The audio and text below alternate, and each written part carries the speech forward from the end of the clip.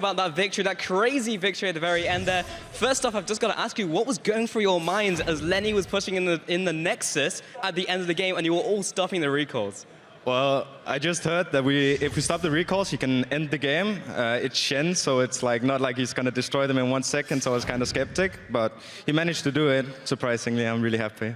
Yeah, you should be. And at the very start, we heard from you guys, you didn't have anything to lose. And now it's looking like maybe you do have something to lose. Your chances of staying in the LCS are still alive, depending on SK's performance. Has your mindset changed, or you're still thinking like that? Well, personally, my mindset has changed a lot. Before, I wouldn't really go for those risky turret dives and stuff. Like, it may look a little bit stupid, but it's more like, you know, it's losing up because you have nothing to lose and you can take those risks because there's no point playing if you are playing to lose anyway, so might as well just try to make something happen. Right, exactly. So where are you looking now? Are you still looking at the LCS? Are you thinking about next season? Or are you just looking at what's in front of you right now? Well, obviously the hope and the dream is to stay in LCS. It kind of sucks that we have to rely on someone else losing, so it's not in our hands. But for now, we just try to play the games, have fun. Like, even though it might be the last games, depending on SK's performance. So yeah, we just have fun and play League of Legends. Yeah, just play League of Legends. Look fun to us as well, Soren. Thank you very much for the interview. We're going to shoot it over to the analyst desk to take a look at that game. Well, thank you so much, Paulson. Well, we're joined by Krepo still, and also Season 1 World Champion Cyanide to look at that game. And, well, Soren said it best, what's the point in playing if you're just playing to lose anyway? And it showed at the end of the game, but honestly, in the beginning, everything got off to kind of a slow start. Yeah, very, very slow and like tempered start by the Copenhagen Wolves. They picked this composition that was very skirmish-heavy, so we were all sitting here expecting a lot of action, and kind of nothing happened. And that leads us into our first replay. This is where Soren was just trying to find an opening. We can get it on your screen right now. And the only reason I kind of highlight this replay is because it's kind of comical in how it fails. He goes on nuke deck, but then Jankos shows up, and then we always make this pinball analogy, but this is like a double pinball because not only does he get the casket bounce, gets on the zero wall on the bumper and flies out, but this was Soren trying to find an opening. He says, like, usually I'm too afraid for these plays. Now I have nothing to lose. I have to make them. And luckily for the Copenhagen Wolves, they didn't stop making those plays after that play. Yeah, the idea was not that bad. Like, the execution was horrible, of course, but Asir is gonna outscale you. So, and overall their team is gonna get outscaled. So he kind of felt like he had to do something. He tried to go for it, and it didn't work out. Talking about someone that has to do something, Shook, of course, picked that Nidalee. Jungle, what do you think he could have maybe done differently in the early game? They were ahead, but I feel like they could have gotten even more ahead, maybe.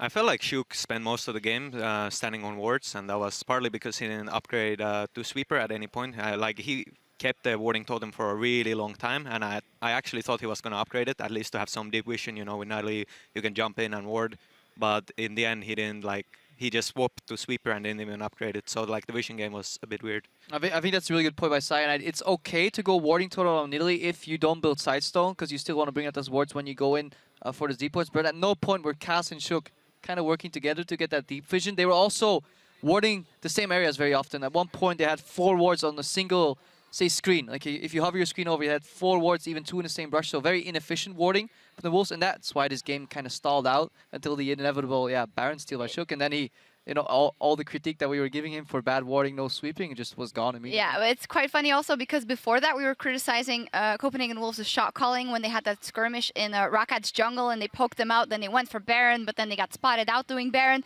But let's run up the replay because there's only one thing that matters in Shook's entire game, and that's this. I could talk about it, but we have a guest here at the desk that probably knows it better. The Smite King. Yeah, I don't actually know what happened there. Like, the Baron was super low and they just let him flash in instead of, like, the support zoning.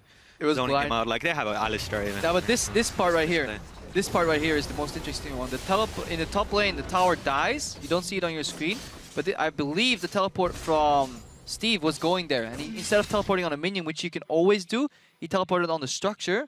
You know, yeah, let's cooldown, but if the game's going to end, that cooldown's not going to matter. His teleport got cancelled, and suddenly, backdoor, well, not really a backdoor, just split push happened, and bases got cancelled. Just a funny little bit here. Lenny did as much damage as Cass in the entire game. Of course, he's Shen, but it also doesn't matter because he ended up killing the Nexus, and in the end, that's all you need. The only damage stat that counts is damage to Nexus. Yeah, and gold.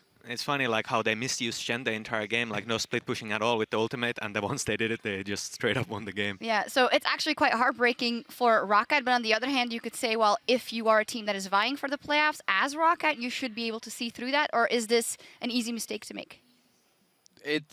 No, it's not an easy mistake to make. Well, it's an easy mistake to make, but it'll come to pay them costly because tomorrow they play Origin, I believe. And coming into this week, I just saw Nuktak outside. I was like, okay, guys, easy 2-0. I was like, yeah, I believe we could actually do it. Obviously, not. He never said easy himself. That's me saying that.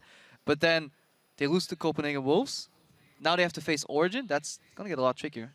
Tricky as well. Also, the Copenhagen Wolves, they're not in auto relegation yet. They're playing Giants tomorrow. And you know what? They need to keep in ahead of SK Gaming. SK Gaming are playing Fnatic today and Elements tomorrow. I don't know, man. The Wolves, this is, it could happen. Yeah, for people uncertain, Wolves need to win that game to tie SK Gaming. SK needs to lose both games this weekend. That is the dream scenario for the Wolves.